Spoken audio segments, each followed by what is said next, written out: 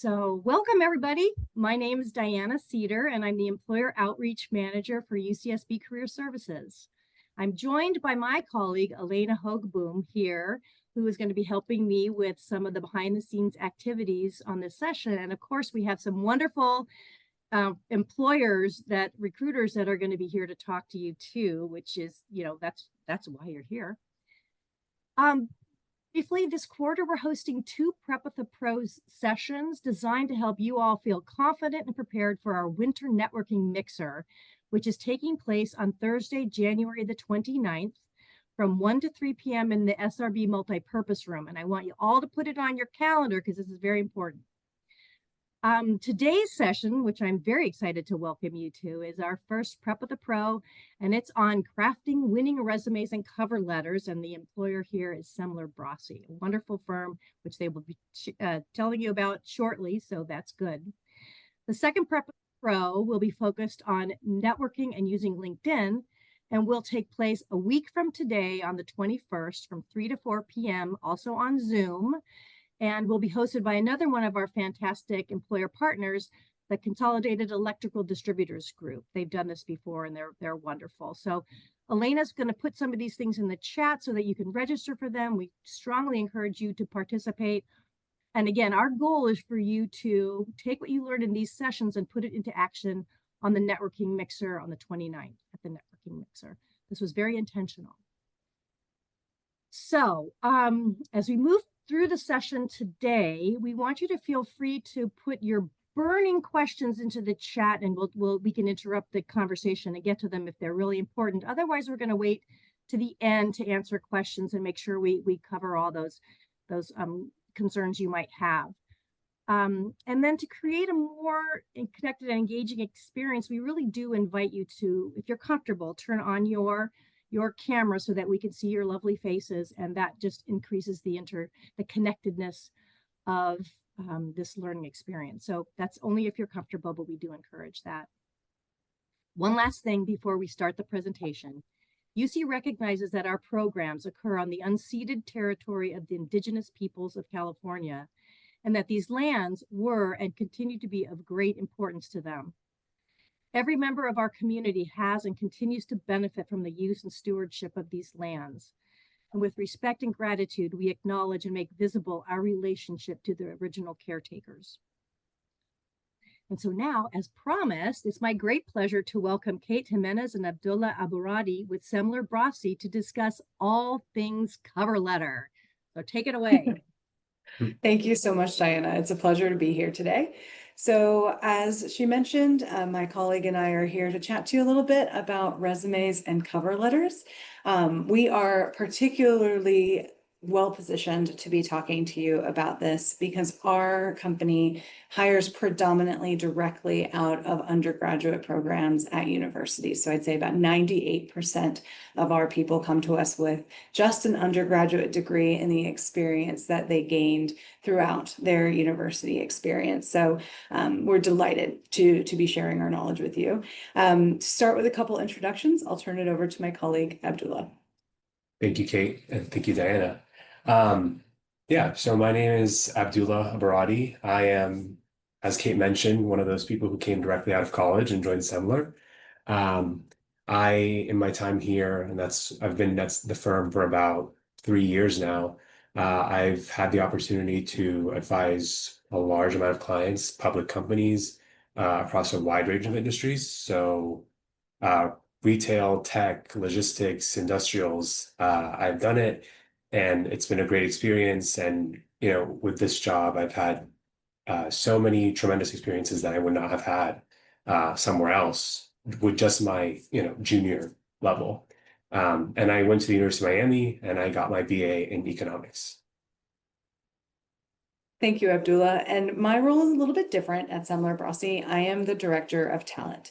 And so in my role, I oversee all things people. So from performance and coaching, learning and development, and certainly our talent acquisition. So a very big part of my role day to day is reviewing applications, resumes, cover letters, and supporting our newest folks in the organization. So we're delighted to both be here with you today. Before we get started in the meat of our presentation, we wanted to just share a little bit more detail about our firm. And since we're only going to be touching on this for a moment, we also wanted to invite you to our information session that's going to be on campus on the 28th, on Wednesday, January 28th at 4 p.m. We'll also be at the Winter Mixer that Diana mentioned earlier. So Semler Brossy is a consulting firm. We are based in the United States with offices in both sunny Los Angeles and right now pretty cold New York City. We have over 22 active managing directors, which means that there are 22 experts in our firm that are very, very specific and well researched and developed in the niche field in which we occupy, which is executive compensation consulting. So if you think about in a traditional employment structure, who helps determine your compensation? It's usually your boss. Well, what if you are an executive in the C-suite? You don't necessarily have a boss in that sort of structure. And so that's where independent advisory comes in. So as consultants, we do a lot of work on research, peer group development, and certainly devising pay packages that are a combination of different types of cash and equity compensation, which I'm sure Abdullah could speak much more clearly about than I can. We're a fairly small firm, but we are mighty. So while altogether we have about 80 consultants, we are a top 3 firm in our field. So if you are interested in hearing a little bit more about Semler Brossy, about consulting, about where we fit more broadly into the consulting landscape, and the skills to develop and to demonstrate on your resumes and cover letters as you begin looking for a role, we'd be happy to talk to you a little bit more about us specifically later on this month. So without further ado, I want to talk a little bit about what to expect from today. So the big thing is to focus on is what we're learning today. So the 3 learning outcomes that we want you to really focus on are being able to identify the basic sections and structure for your resume and cover letter. Together identify and draft a couple of accomplishment statements in the framework that we're going to teach you. And we already crushed it, a brief introduction to Semler Brossy and to consulting. And so the way we're going to do that is there on the left. We're going to talk a little bit more about the resources that you can expect to receive from UCSB, and then go into some detail on basic structure of resume writing, tailoring, which is so important, particularly in the age of AI, and then a little bit more on the basic structure of cover letter writing. So Diana could certainly speak to you a little bit more about this, and certainly Elena as well, but we didn't want to move forward before talking about the awesome resources that you will continue to have at UCSB even after this today. You'll be able to find the recording of this session, but also there are some really great systems in place on an ongoing basis to get feedback on resumes and cover letters, whether they're in person, using the resume AI, setting up those in-person meetings. So we do encourage you to also take advantage of the resources that you have at your disposal, which are really, really fantastic. Thank you, Kate. So we'll kick off the session with a brief activity. And so here we have a real on-campus job posting for a rec coordinator position. And so we'll just take a minute and you can type it out in the chat. But could you identify what are the keywords in this posting that stand out to you?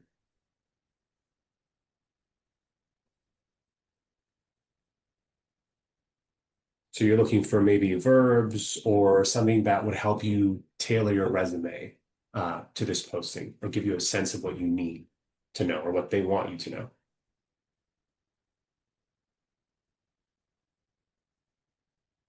And so maybe, Kate, we could just show, I think, yeah, managing, collaborating, communicating, teamwork, those are all great examples of verbs that they're looking for and keywords.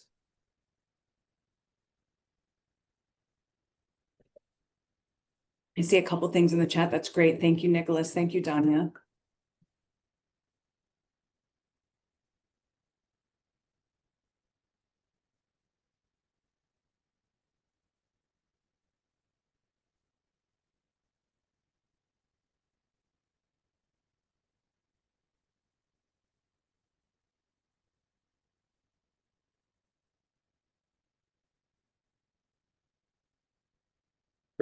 So I think, yeah, a lot of people identified the verbs we're looking at and what these key buzzwords are.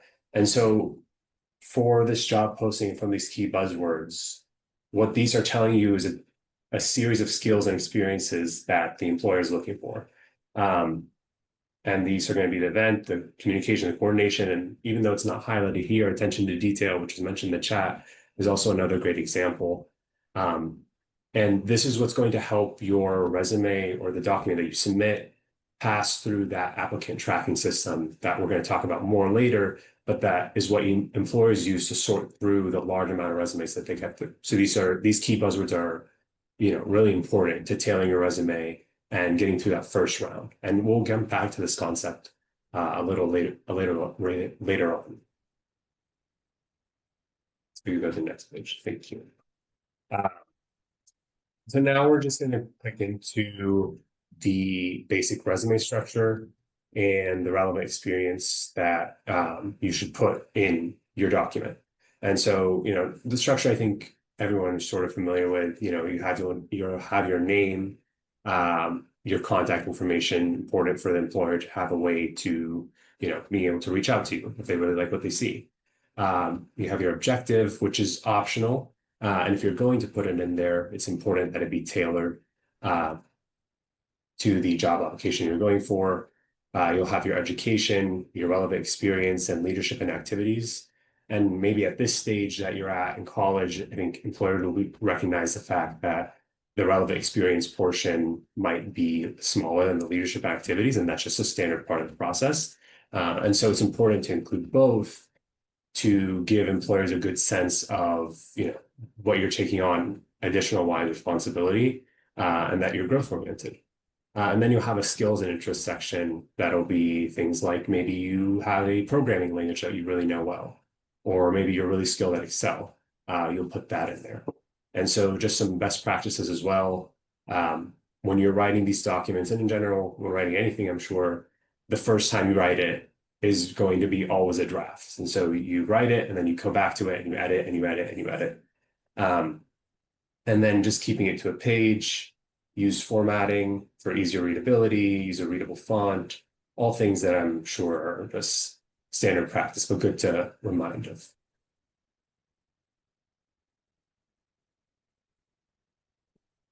And so when it comes to resumes, tailoring is going to be key. And I think we briefly mentioned on this in the key buzzwords activity, but there's an applicant tracking system that's going to look for those key buzzwords. So tailoring your resume to the job posting is going to be crucial to passing through that first round. And so tailoring is going to be important to the applicant tracking system we discussed. It's going to help stand out to recruiters. And it also helps to create a cohesive theme that employers can track in your resume and understand who you are through just a one-page document. And so you don't want to just rinse and repeat and not tailor your resume because, one, the applicant tracking system, but also putting in that differentiation in your resume helps you stand out to the employer. And I'll just double click on what Abdullah said about tailoring. As someone who reads a lot of resumes, and I understand there's also a lot of applications happening, a human will look at your resume at some point, even if the first check that some employers are using are through a tracking system that's looking for keywords. And if your resume suggests that you're really interested in pursuing a career in environmental studies, and that's your main thing, and you're applying for something in event management, it's going to come across as a little weird. And sometimes you can use your cover letter to explain that, but it's really important that when an employer is looking at your application, that they get a really good view of you and why you want to do this particular job. So always remember that while things are often digital or technologically forward, there's still people behind all of that too. So want to make sure you're connecting and putting your best foot forward. And then on the topic of putting your best foot forward, there's often the thought that only paid experience is good experience to put on a resume. oftentimes your unpaid experience can be just as relevant to demonstrating the relevant skills that you have for a job posting. And so when you're thinking of crafting your resume, some different types of experiences that you could include, maybe volunteering, part-time jobs, class projects, sports activities, membership at campus organizations, research, or even internships. These different skills are these experiences are going to be different skills. And so it's important to emphasize those on your resume and when you're applying. Um, and these will help shape out your resume as well. Because when you're in college, maybe the paid experience is not going to be as much. Including all of these different activities will really help flesh out your story to the employer. And I see Colleen put a question in the chat. What if my job experience so far is super unrelated to my current area of study? That's great. You're in college. You should be exploring a lot of different things. My advice to you would be to look for the skills or attributes that you're learning and developing in that. So even if you've been working in event management and you want to work in environmental studies, there are probably things in that first role that you're going to take in environmental science that you've been building in your other roles and internships and researches and leadership opportunities. So always think outside the box in terms of the skills, not just the industry or the job title. And we'll talk a little bit more about that and how to flesh that out on the next page. But Colleen, if that doesn't quite get to the answer to your question, please feel free to continue writing in the chat or direct message to one of us so we can make sure we answer your question.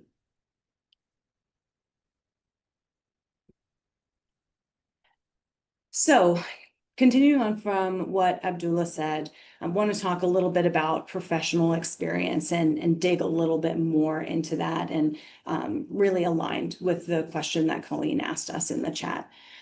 So first, just some basics in terms of how to make sure you're putting this on your resume in the right way, in a way that people are expecting to look at it and to read it so it makes sense and it's just easy to absorb and for someone to take in. First, use reverse chronological order. So the most recent things should be first. If you have two things that are happening at one time, so you see this on the right-hand side, both the internship and the shift lead at Woodstock's Pizza are currently both in the present time. You would put the one that you started the latest or the most recently towards the top, and then put the one that you've been working on a little bit longer below that. When you are listing out your experiences, and again, as you can see here on this resume example, it's not just paid employment. There's internships, there's a shift lead, there's sports. Please remember to put your position, where you did it, what the dates are, and then a couple of accomplishment statements. And so we'll practice this a little bit as we go on. But what's important to remember here is that the employer isn't looking for a job description. They're looking for some really punchy statements about what you achieved or what skills you built and what you'll bring then to their organization. So what Abdullah was saying earlier about just having a one-page resume, you're really earlier in your career. We don't need lots and lots of pages with every single thing that you did. What we want to see are the really main important parts and the things that you achieved while you were there. So this is a good formula to think about. And we're going to do some practice later, but make sure you're using strong action verbs. Don't use a passive voice. So words like lead, manage, or recruit, train. Support is good if that is how you were working with something, if you were supporting the delivery of something, but don't be afraid to say if you were doing something independently and making sure you use a verb that demonstrates that you had a different level of ownership. Object, certainly you want to say what the object was of what you were doing so we have a better understanding of what you were leading, managing, supporting, and then ultimately what the result of that was. So this last bullet here on the internship, negotiated for intramural Greek tournament. So negotiated would be the strong action verb for what? The intramural Greek tournament. And what was the result? Greek sponsorship and staffing of Tiny Tots tournament, resulting in a cost reduction. So you showed exactly what you did and the great impact that it had on the role that you were in. For the action verbs, whether you use past tense or present tense, you can choose, but you need to use the same verb tense throughout. So you have the similar sentence structure. So you're using the same grammar and sentence structure throughout. It can be very confusing to go back and forth between the two of them. I've seen both used successfully. Most common is probably the present tense. So especially if you're presently in the role, but in roles that you've done in the past, you can use past tense. Thank you for the questions, by the way, as we go through these. So something else that's really important as you're going through this, and Abdullah started this wonderful conversation about it, is tailoring. So it's very easy to think that, okay, we can just create one resume and then send it to all of the different types of jobs that I'm applying for. And first, I want to say you should be applying for lots of different types of jobs. You're very early in your career development and your educational journey, and it's great to be exploring lots of things. And so I commend you for that. The problem with that is if you do have a resume that's specific to one thing and tailored to that, so you might create a resume that's based on your course of study, but you're using that to explore rather than necessarily jump into your career in that place, which is very common. It might not match up super well. And so the ATS won't pick it up and employers will think it's a little bit confusing. So this page is just an example of how you might want to make sure you're using words that are really, really specific to the roles that you're applying for and making sure that those are aligned with the job description. Yes, you can use some small phrases and words that you're seeing in the job description. Do avoid copying and pasting the job description into your resume. And also in the age of AI, certainly use the tools that you have available to you, but also be cognizant that if you ask AI a question, it's lots of other folks are probably asking AI the same question, and the AI will give every single person the same response. So if you're copying and pasting directly out of ChatGPT or Claude or whatever you might be using, be cognizant of the fact that 15, 20, 150 of your closest friends might also be doing the same thing, and everyone's application is going to look the same. So tailoring is super, super key and super important for that distinction, and also to demonstrate that you put additional time and thought of your own thought and energy into an application.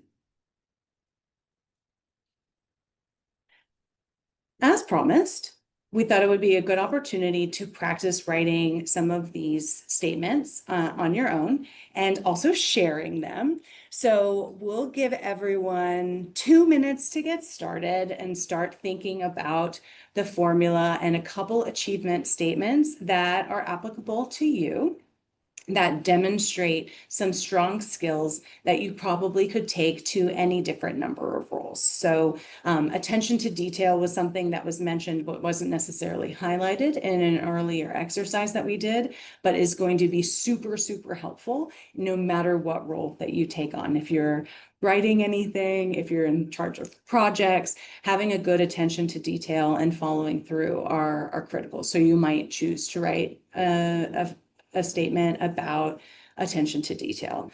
You could choose leadership.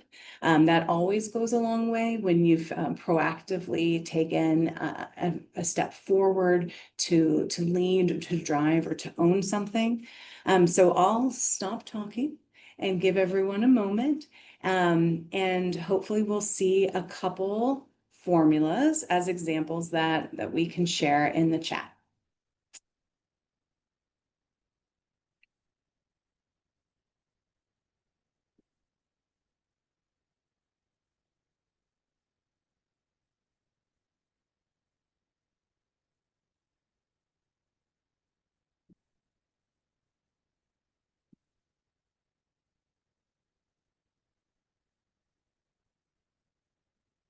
So as a reminder, we're using the formula of a strong action verb and the object, and then the result. So there's a great example here on this page.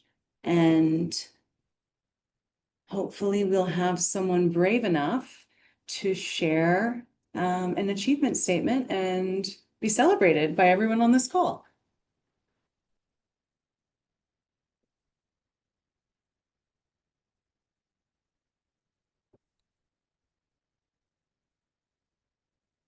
Oh, I see one.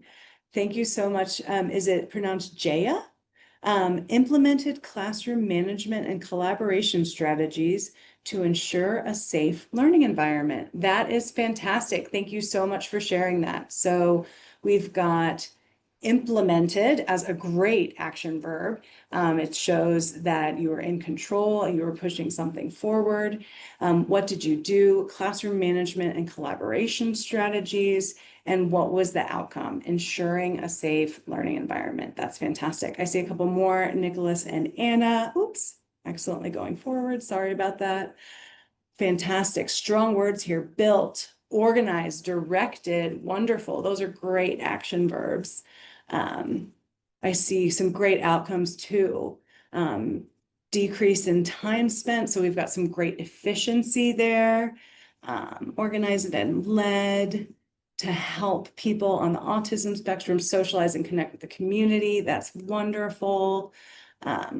Overseeing quarterly ads and required training. That's fantastic. Thank you so much, everyone, for sharing those. So when you take this away and you start thinking about your resume, maybe reviewing a resume that you've already written, go ahead and test all of the statements that you have on that resume or that you might add in to make sure that they follow this formula. It's really going to make your resume stand out and make sure that the recruiters get the best view of your experience.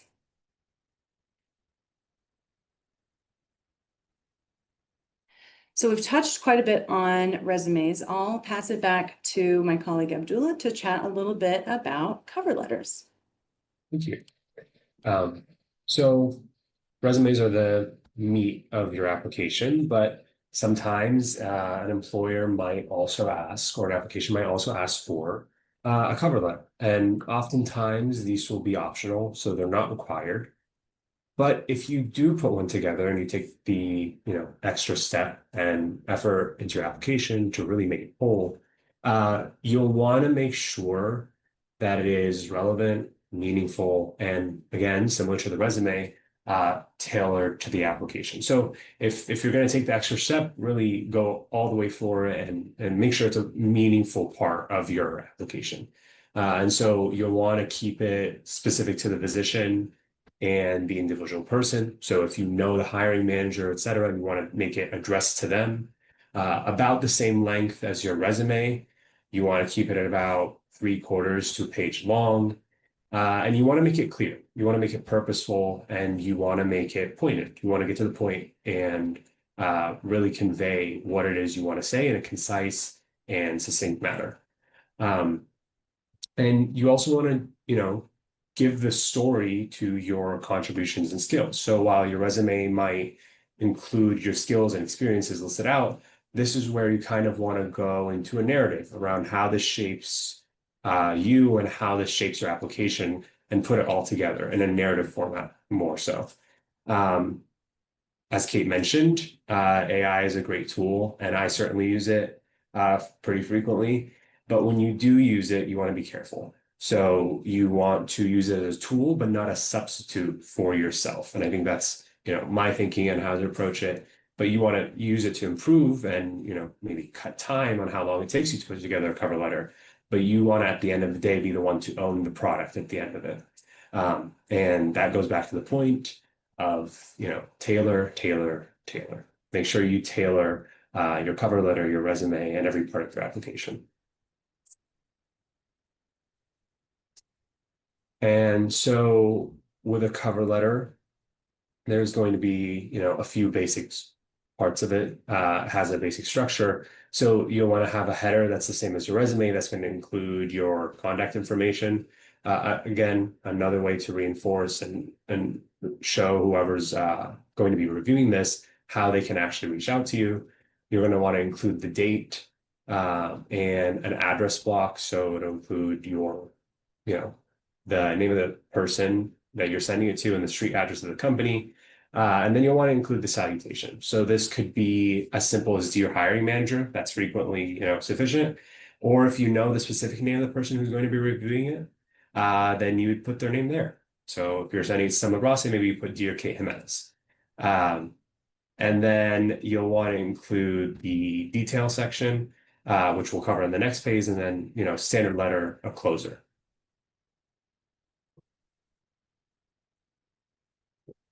So this is the, sort of cover letter meat. This is going to be the first paragraph, which is the introduction and what you're applying for and how you found out about the position, your interests and skills, and the thesis statement that you'll have related to the job. And then you'll have your middle paragraphs. And so this is where you sort of flesh out maybe one or two of the experiences that you have that show to the employer, I have experience that's relevant, I have skills that are relevant, and this is how I use them.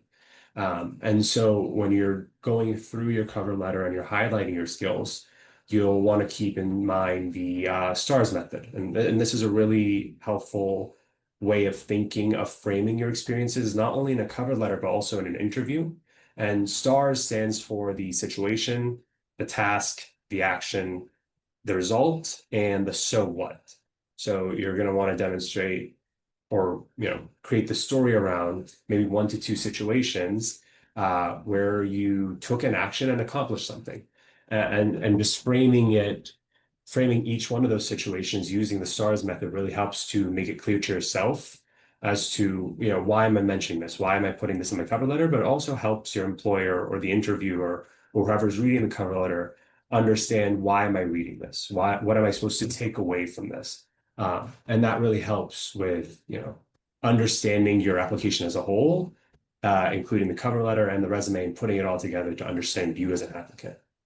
And then at the end of the cover letter, you're, of course, have your closing paragraph where you'll sort of recap why you're a strong match for this position and invite them to contact you. Oftentimes, you can end your cover letter with a "feel free to reach out to me.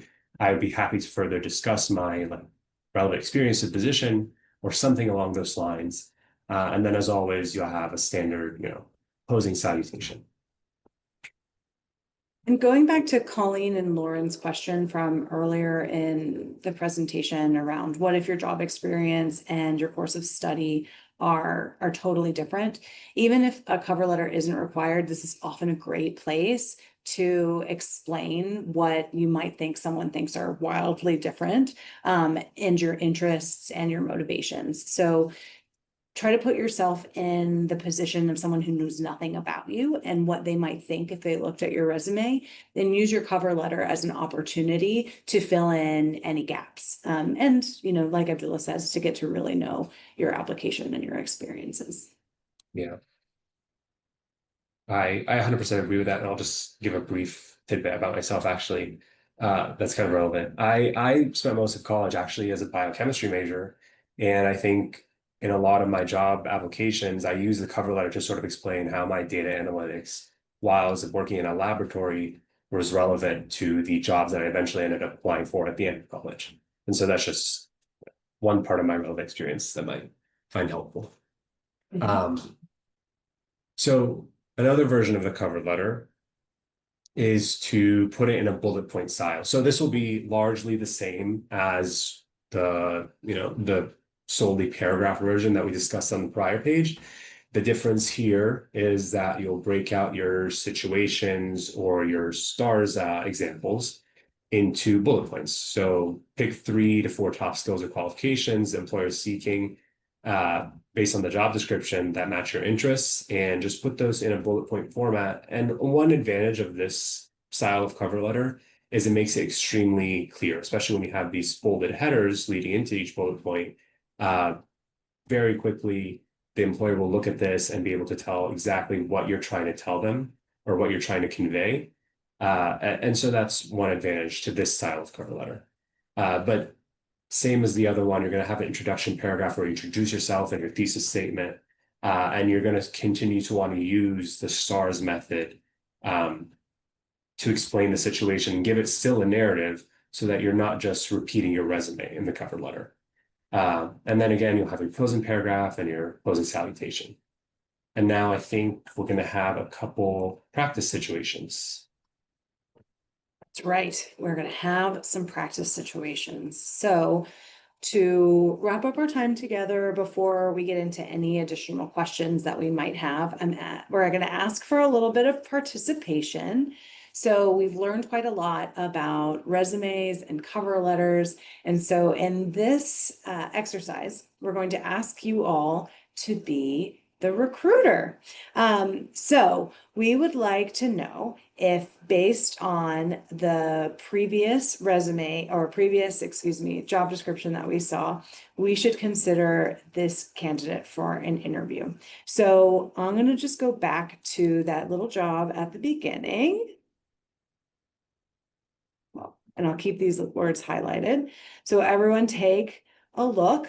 Think about these, jot down any notes if you need to, and then we're going to bring up some resumes. And if you can put in the chat, yes, we think that this person should be considered for an interview, or no, based on their resume, they should not be considered for an interview. And then we'll talk a little bit about what our answer is and why we think that. So definitely want everyone to have the Y's and N's ready to go with their fingers, and we will get started. So moving back to our practice. All right, so here is our first resume.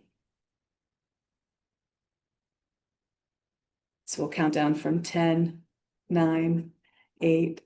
And once you've had a moment to review, pop into the chat if you think this is a yes, let's interview, or a no. Oh, we've got answers. Stephen with the yes. Josephine, Colleen, yes, yes, yes. Oh, Nicholas with a no. Yes. So we're seeing mostly yeses so far. So as I look at this resume, things that stand out to me are it's well formatted, it's clear, there is great work experience, which is listed across a variety of different areas, including paid employment as well as campus involvement. We've got honors and achievements to show that this person is excelling. There are some similarities between the job description and what we see in the resume. So I say and agree with most of the folks in the chat that yes, this is a candidate that we would like to interview for the role. All right, that was the warm up. We're moving on to another one.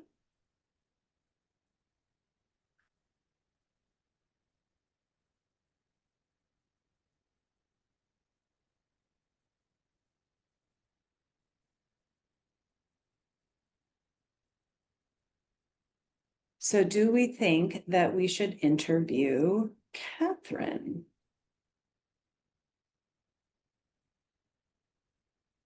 We're seeing a lot of no's, a lot of no's in the chat. So for me, Catherine has a beautifully formatted resume. Word has a lot, Microsoft Word has a lot of easy templates and formats that you can use. So definitely use those to your advantage. It's one page, which is great. But aside from the sales associate role, I don't see a lot of attempts at achievement statements. So there's not a lot of meat in here to see what Catherine has been developing in terms of her skill set or how she might contribute to this role specifically. So I agree. I'm going to say no. Good job. You guys are good at this. All right, let's do another. And for this one, if anyone is brave enough to say yes or no and why, whether you want to put it in the chat or come off mute, that would be awesome.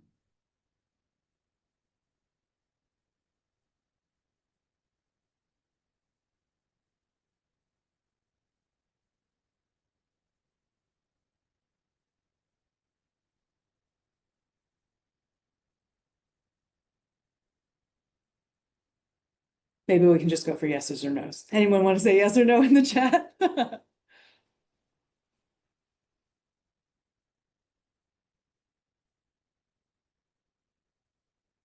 All right, we've got our first answer. A yes, yes, yes. Thank you, team. Wow, lots of yeses coming through. Thank you, everyone, for participating. So again, as we look at this resume, really simple, clear formatting, which is fantastic.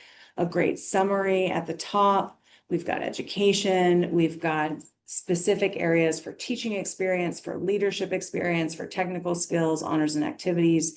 We've got strong achievement statements under the roles. We're not seeing the full job summary, but just the things that are really relevant and important. So yes, I agree. I think this is also a yes resume. All right, we have, I think, two more. So how about Patrick Holland? Certainly bright and colorful. Do we think this is a yes or a no? All right, Stephen straight in with the no. Daniela, no.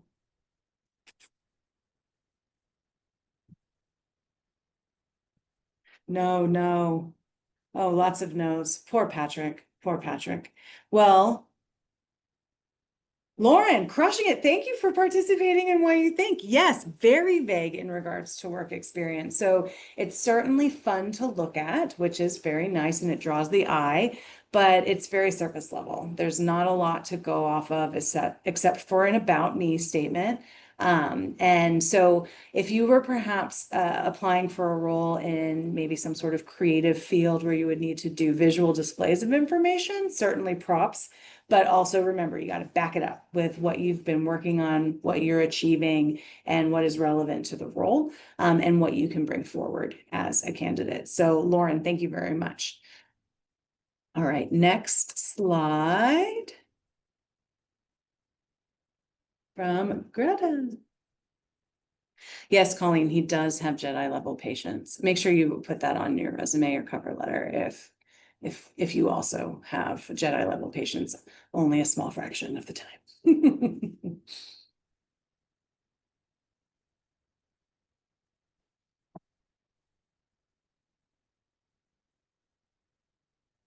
So here we have a resume. What do we think? Is this one to interview or not to interview? To interview or not to interview?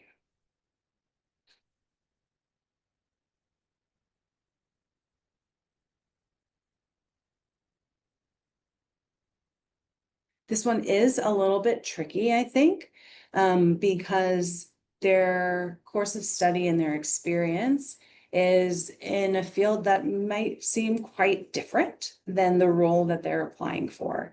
But as I look at it, I see a lot of strong achievement statements. I see a lot of skills that they would be able to bring forward to the role. And I think that this is a really interesting candidate that has some great experience that while maybe not a kind of cookie cutter expectation of what I would expect to see from someone, has gone through a lot of really great experiences and would be able to bring something awesome to working together. All right, I know we're probably running out of steam. So I promise you, this is the last one. Mr. Sheldon Cooper, what do we think? Interview or not to interview? And I promise this is the last one.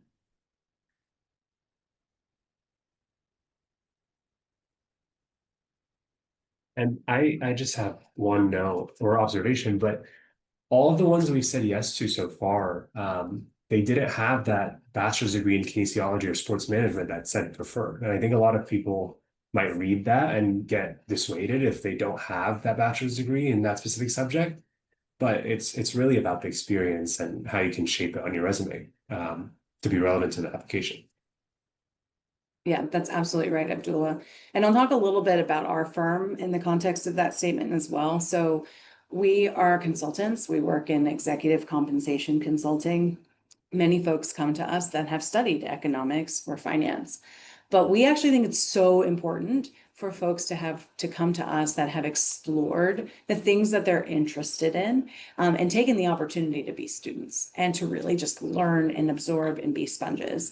And the more diverse that we can be in terms of our skills, experiences, backgrounds, but then to the point Abdullah was bringing forward earlier in terms of how he was able to build skills while studying something of interest to him that he could then apply in our context is super important. That shows, one, that you've pursued your interests, which is amazing, that you have second order thinking and you can think outside the box in terms of how you can take your experiences and apply them into different areas. And then that also demonstrates to us proactivity and ownership and lots of other really strong skills that will take you very far in your career. So don't be afraid.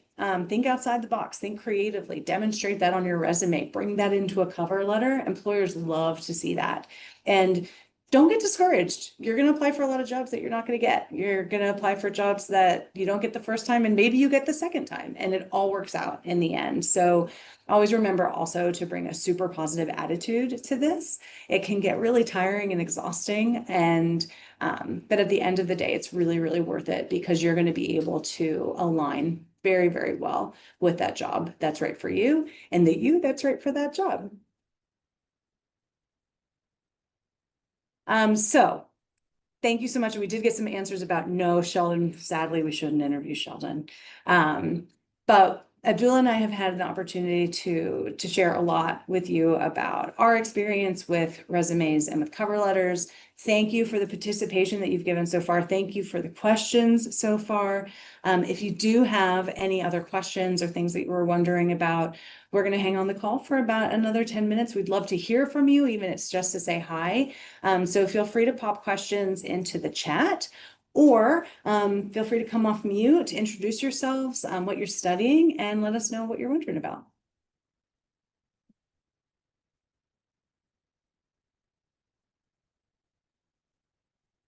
I have a question, and I'll just do this. I know I'm not a student, but I'm always curious about this, and hope the students will be too. Maybe it'll give them time to ask a question in the chat or whatever. But so you shared some pretty interesting resumes as far as I'm concerned, and two of them at least, if not three, Sheldon's probably was like this too, are what I would call like a creative resume, where there's a design element to it, not just your standard resume.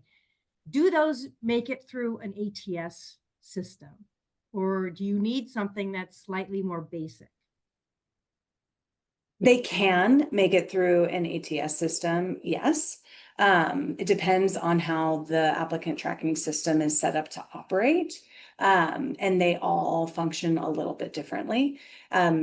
You might choose to be a little bit more basic, I suppose, in your formatting to ensure that no matter what technology you're interfacing with, and you're not going to know when you submit your application, by using something that's in a more standard format. If the ATS can't pick up words, it can't pass your resume. So some of that is dependent on formatting and how those templates work. Many of them do work in word-based format. Some of them pick up words as pictures. So that's a great question, and that many times ATSs will not. Thank you, by the way. No, thank you. I see a couple questions in the chat. So the first one from Sandy, I noticed on some of the example resumes that there was a reference section. Do I need to have references, and how would I get them?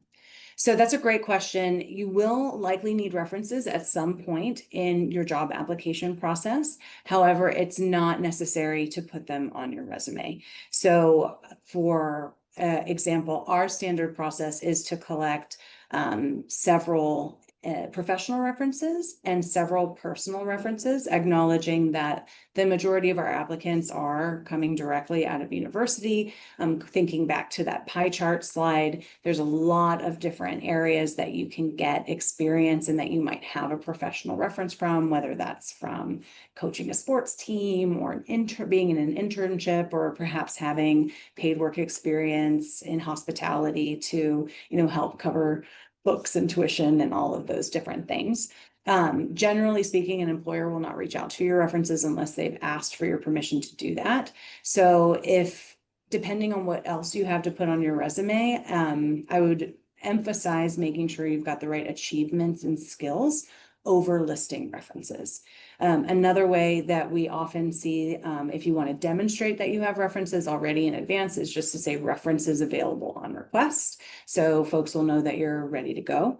But in regards to your question about how would I get them, it's a good exercise to sit down and think of the people who have overseen your work.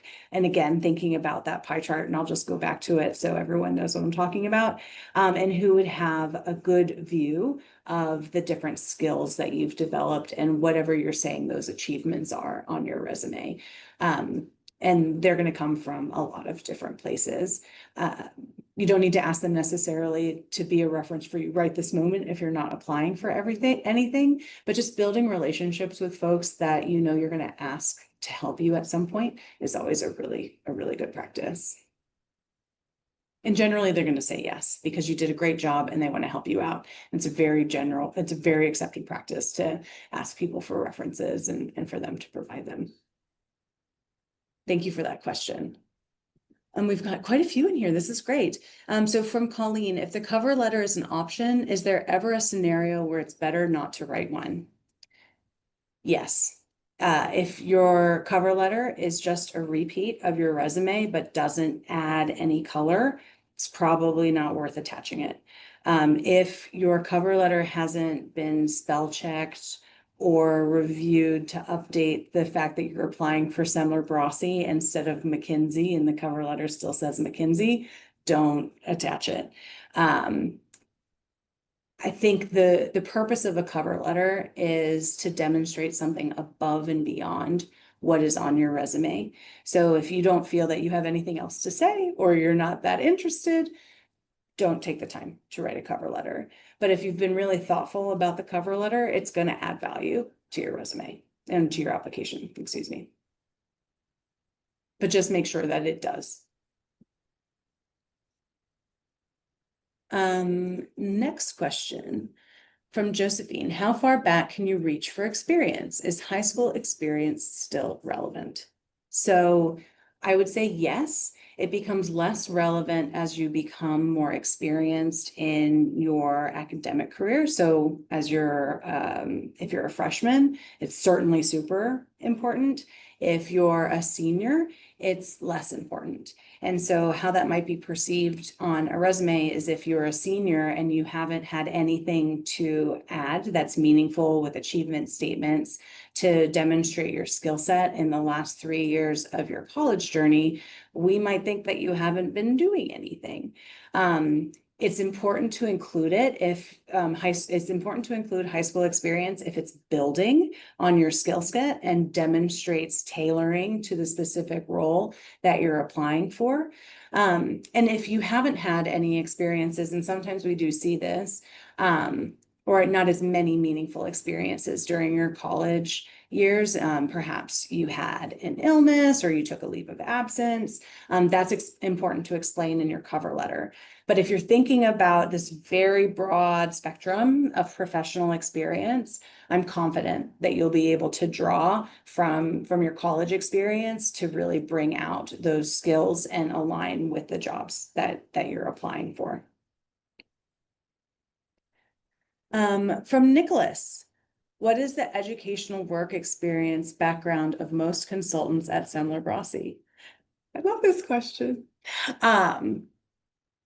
So Abdullah, you can speak a little bit to yours, but I guess the broad answer is we come from a lot of places, but I'll turn it over to you, Abdullah.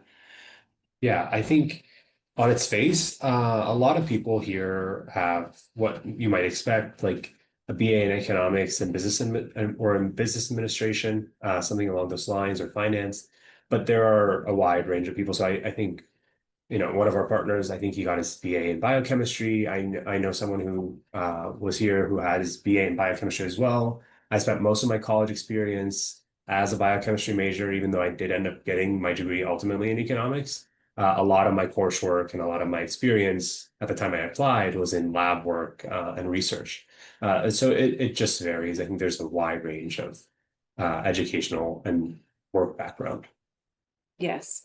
And one thing though that we are looking for, and each employer will be very different in respect to this, but is a selection of core skills and attributes that are important in consulting. So to Abdullah's point, we've got philosophy, we've got engineering, we've got English, we've got history, we've got it all. But we also want to see a demonstration of building the skills that will serve one well in our field. So analytics and a love of numbers is important. So if you've been studying history and philosophy, but have never taken an economics class, you hate math, probably not the field for you. So there is a balance between just what you studied and what the title of that is, and the courses that you've taken, the experiences that you've had, and how you've built your holistic application outside of just what is the title of your major and what did that contain. So to that end, on your resume, if you have relevant coursework, that's often a great place to put coursework that's not necessarily classes that were part of your major. So maybe you studied art history, but you took some classes in business finance and micro and macroeconomics. That would be a great place for us to see that. Thank you for that question. Daniela's asked if we should include a skills section, and if we do we include technical skills or soft skills? So I'm a big proponent of a skills section. I think what's important is if you have things in your skills section that they align with what is in the experience part of your resume, and that you include both technical and soft skills. That's particularly important in our business. We are very collaborative, very community oriented, and very much in a mentorship, apprenticeship model. So having technical skills and the ability to contribute individually is important, but also those soft people skills are really what's going to take you very far and long in your career. And so we'd love to see the development of both of those things on your resume. And could a gap year program belong on a resume? Yes, it could. Just like with anything else, depends what you were doing and how you display it. If you spent a year just lounging on the beach in Colombia, maybe there's a place to put that in interests rather than in your professional experience. So I think it's all about what you did and how you present it. If you had a really great comprehensive learning experience in that gap year and you've acquired some skills that are going to be applicable in the next step of your career journey, absolutely include it. If it's more of I like to travel and I'm interested in interesting, that's more of like a hobbies and, personal section. And while we didn't specifically speak to that, that's sometimes fun to put on the bottom of your resume, what the kind of things that you enjoy doing in your spare time. And if you get that interview, it's often a great thing for a recruiter to grab onto, to chat to you about, just in terms of like, oh, you like Sudoku puzzles? Me too. So that's fun. And you can also look for those things on people's LinkedIn. So if you're being interviewed and you research your interviewer, you can establish a connection with them and demonstrate that you've researched them and are interested as well. Well, folks, we've hit time, but Kate and Abdullah, if you want to hang out, if you have time to hang out for a minute or two more, I'm happy to stay online so you can connect with some of the students. This has been a fabulous program. So thank you so much. Thank you for the commitment that you put to making this interactive. It's, making a virtual event into something that is hugely useful. So thank you so much for that. Do you want to hang out for a minute or two more? I would love to. Unfortunately, I am conflicted, but what I will say is that I will be on campus the last week of January for the Semler Brossy info session at 4:00 on the Wednesday, and then also at the Winter Mixer. So come by those events if you're able. And also if you're not, please email us at recruiting@semlerbrossy.com. We'd love to set up some sort of coffee chat. If we're able to, I'll be there with a couple of my colleagues, and we would be delighted to continue the conversation, establish a connection, support your academic and career development. So thank you so much for having us. Really appreciate it.